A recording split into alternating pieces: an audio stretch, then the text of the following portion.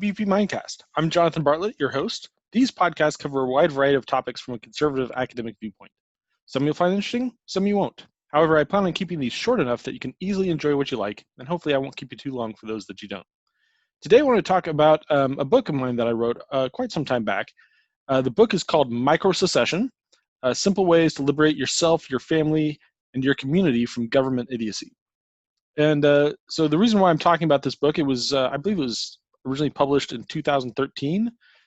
So the reason I'm talking about it now is for a couple of reasons. One of which is I'm doing an in-person talk on it for Liberty on Tap here in Tulsa this week, and so it's kind of on my mind. And so if you're in Tulsa, I hope you come to Liberty on Tap. It'll be on Thursday at Fox and Hound. You can find more information about the event on Facebook.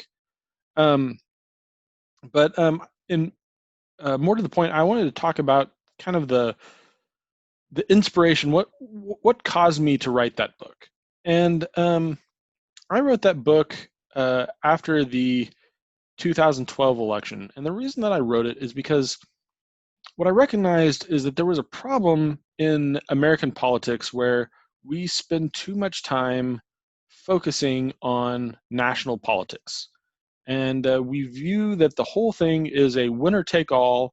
You either win the presidency or you lose the presidency, or that the outcomes of these votes wound up being everything to, we look at, you say, well, what can I do to influence politics? Well, it all came down to voting, right? And did I vote for this guy or this guy? And that seems to be a very unhealthy approach. I think that a better way to approach it, and so I wrote the book Microsecession, and microsecession, by the title, what I mean is that we're not, in that time there was a lot of talk, and I think mostly it was just hot air, but a lot of talk about seceding, and there is whether or not we should stay as a union and that sort of thing. And my point was that instead of thinking about secession as far as leaving the United States of America, we should instead think about seceding ourselves from the political fray and the impacts of what happens in Washington. We should live our lives in such a way that what happens in Washington doesn't affect us nearly as much, and so we can stop worrying about it quite so much. And so that's what I was trying to get at with the title Microsecession, because it was largely aimed at liberty-minded folks who I just felt were spending an unhealthy amount of time focused on national politics. And it was to give an alternative way of thinking about things, an alternative way of living that made politics less of a centerpiece for what you're doing. And so, so the other thing is that it also meant that rather than politics being about what somebody else does, politics can be about what you do, about how you live your life. Those are things that you can change. I can't change who somebody else votes for. I can't change I certainly can't change who's running for president. I don't even know how that would work. But what I can change is my own life. I can change the way that I interact with governance. I can change the way that I interact, the way that I structure my life. I can structure my life in a way that that means that governmental policies have less impact. So, as a simple example of what I'm talking about, is to think about the difference between a one-income and a two-income family.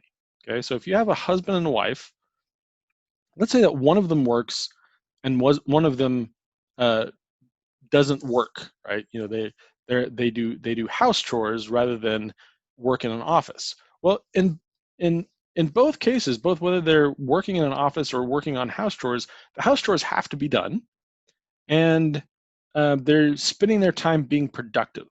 Okay, well, if you think about it in terms of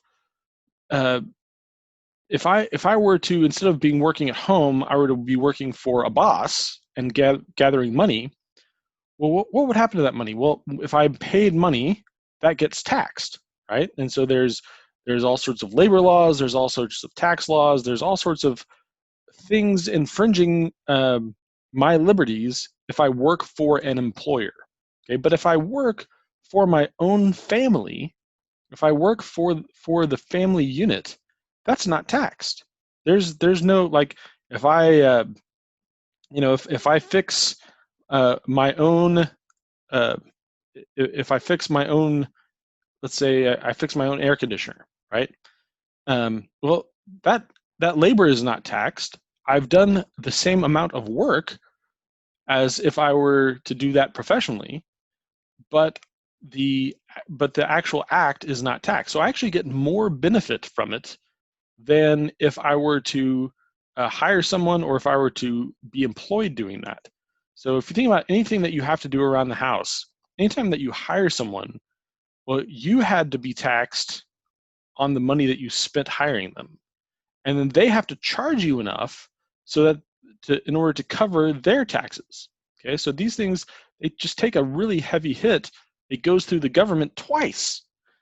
And but if you are able to do it yourself, if you're able to get some friends to help you, if you're able to help some friends out, well, these sorts of things are non-governmental transactions. They don't have anything to do with the government. And so if you can, if a member of your household can work for the community or for the family directly, without going through an intermediate structure like a business, and without involving payments, if they're simply providing benefit, then you've skipped the government altogether, and you can have more freedom in how that works.